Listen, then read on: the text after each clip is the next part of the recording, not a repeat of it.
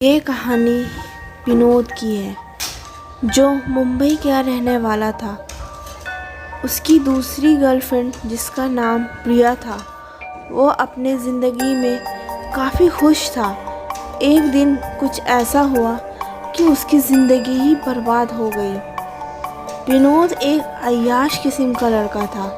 वो हमेशा नेगेटिव बातें ही करता था और हमेशा नेगेटिव ही सोचता था।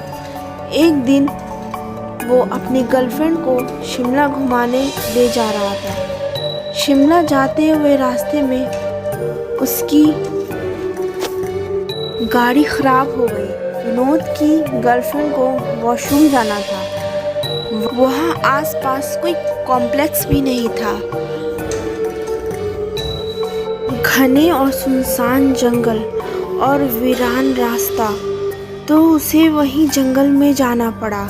जैसे ही वो जंगल से वापस लौटी तो बहुत ही अजीब सा बिहेव कर रही थी। तरह तरह की डरावनी आवाज़ें निकालती, तो कभी खुद में बड़बड़ाने लगती। हद तो तब हो गई जब उसने विनोद का गला पकड़ लिया।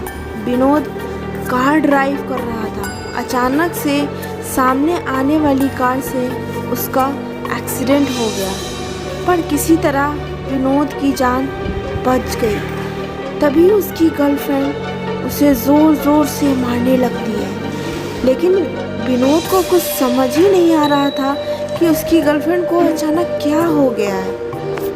इसी वजह से ही उसकी कार का एक्सीडेंट हुआ था। तब तक विनोद और उसकी गर्लफ्रेंड एक होटल में पहुंच चुके थे। होटल में पहुंचने के बाद प्रिया ने अपने आप को एक रूम में लॉक कर लिया। विनोद को कुछ समझ नहीं आ रहा था कि उसकी गर्लफ्रेंड को क्या हो गया है और वो ऐसे क्यों कर रही है, और अब इतने दूर आने के बाद अब वो क्या करे। तभी उसकी मुलाकात अपने दोस्त प्रियांक से होती है, जो बिज़नेस के सिलसिले में एक होटल में रुका हुआ था, और अब जो कुछ के साथ हुआ वो सब बता दिया। फिर प्रियांक ने भूत प्रेत का साया बताया और तांत्रिक को बुलाने का सलाह देता हुआ वो वहाँ से निकल गया। तांत्रिक होटल में आता है। विनोद की पत्नी को एक मोटी रस्सी से बांध दिया जाता है। फिर तांत्रिक उस पर पानी का छिड़काव करता है और उसे अंदर से एक आत्मा की आवाज़ आती है। वो ज़ोर ज़ोर से रोने लगती है और बोलती है, मैं इसे नहीं छोड़ूंगी। तांत्रिक कहता है कि कौन हो तुम, ऐसा क्यों कर रही हो? विनोद की गर्लफ्रेंड तुम्हारा क्या बिगाड़ी है?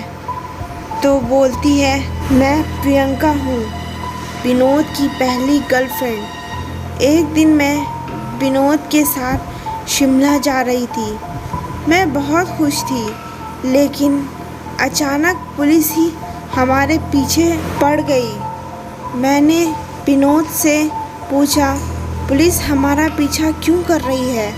तो उसने मुझे कुछ नहीं बताया। फिर अचानक से मेरी नज़र पीछे रखे हुए उस बैग पे गई, तो मैंने देखा मैंने बैग को खोला, और मैंने जैसे ही बैग को खोला मेरे रोंगटे खड़े हो गए। उसमें एक आदमी की कटी हुई लाश रखी हुई थी, जिसकी वजह से शायद पुलिस उसके पीछे पड़ी हुई। उसी से बचने के लिए ये मुझे शिमला घुमाने के बहाने ले जा रहा था। मैंने विनोद से कहा कि मैं पुलिस को सब कुछ बता दूंगी। फिर विनोद कार को सुनसान रास्ते की तरफ ले गया और मुझे वहीं ज़िंदा जला दिया। जब उसकी दूसरी गर्लफ्रेंड उसी जगह आई तो मैंने अपनी मौत का बदला लेने का सोचा, और विनोद से बदला लेने के लिए सही समय आ चुका था। और अब मैं इसे नहीं छोड़ूंगी। ऐसा कहकर विनोद को वहीं मार देती है और अब उसकी आत्मा को शांति मिल जाती है। हेलो फ्रेंड्स, तो कैसी लगी आपको ये हॉरर स्टोरी? उम्मीद है अच्छी लगी होगी। अगर अच्छी लगी है तो प्लीज़ मुझे कमेंट बॉक्स में कमेंट करके बताएं। अगर आप इस चैनल पर नए आए हैं तो प्लीज़ इसे सब्सक्राइब करें और नीचे दिए गए बेल आइकन को ज़रूर प्रेस करें और इस कहानी को ज़्यादा से ज़्यादा शेयर करें। आप मुझे इंस्टा पे भी कहानी अपनी भेज सकते हैं, तो मेरी इंस्टा आईडी आपको डिस्क्रिप्शन बॉक्स में मिल जाएगी। तो friends, till then keep watching.